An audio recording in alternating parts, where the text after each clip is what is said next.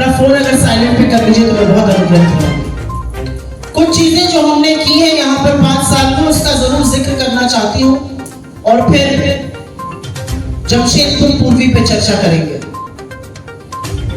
मुझे फख्र है इस बात का कि 57 लाख महिलाओं को महिला योजना के तहत 1100 रुपए प्रति महीना मिला और इस बात की ज्यादा खुशी है कि हमारी पुनः सरकार बनते ही उनको 2500 रुपए प्रति महीना मिलेगा। मुझे फख्र है इस बात का कि 5 लाख के करीब किसानों को कर्ज माफी से राहत मिली।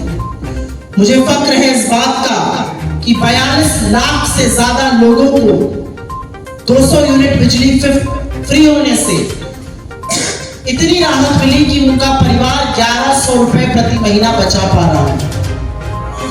मुझे फख्र इस बात का है कि हमारी सरकार ने SC, ST, OBC और गरीब सामान्य वर्ग के बच्चों के लिए विदेश में पढ़ने की सुविधा मुहैया कराई। मुझे फख्र इस बात का है कि 26 लाख के आसपास लोगों को अबुआ आवास योजना के तहत फायदा पहुंचा।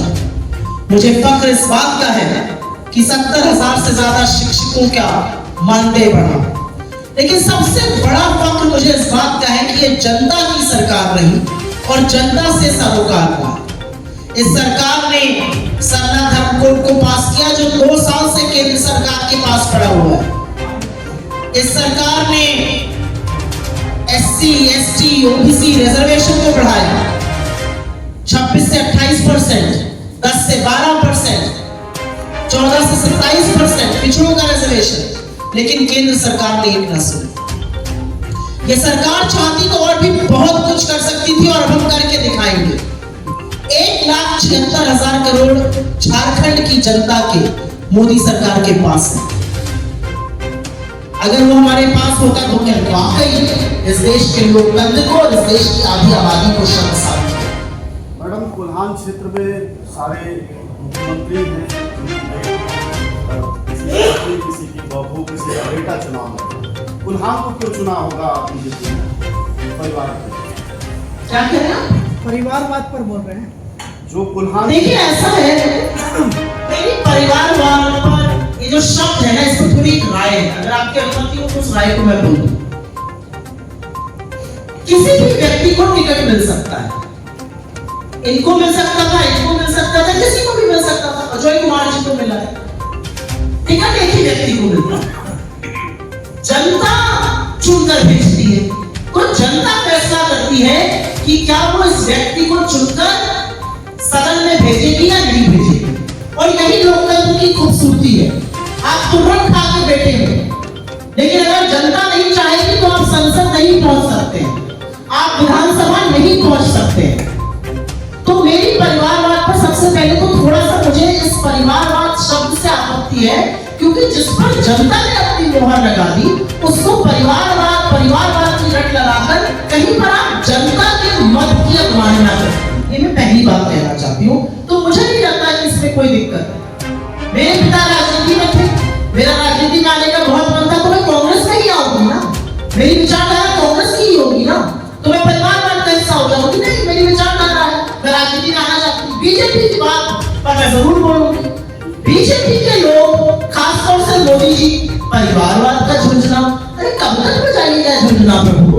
अपने इर्द गिर्द देखिए, राजनाथ सिंह के बेटे पंकज सिंह, पीयूष गोयल किसके बेटे हैं, धर्मेंद्र प्रधान किसके बेटे हैं, रविशंकर प्रसाद किसके बेटे हैं, देवेंद्र फडणवीस किसके बेटे हैं, पूनम महाजन किसकी बेटी है। यहाँ पर आ जाइए, अर्जुन मुंडा की पत्नी चुनाव लड़ेगी, वो परिवारवाद नहीं है। रघुवर दास की बहू चुनाव लड़ेगी, वो परिवारवाद नहीं है। यहाँ पर चंपे सोरेन के बेटे चुनाव लड़ेंगे, वो परिवारवाद नहीं है। मतलब हम करें तो लीला और आप करें तो पाप, ये नहीं चलेगा। मेरा अपना मानना है, किसी को भी आप टिकट दीजिए, जनता तय करती है क्या उनका प्रतिनिधि बनेगा या नहीं बनेगा। ये परिवारवाद का झुंझुना, ये वो नींबू है निचोड़ के कड़वा हो जाता है, ये निचोड़ के कड़वा हो जाता है।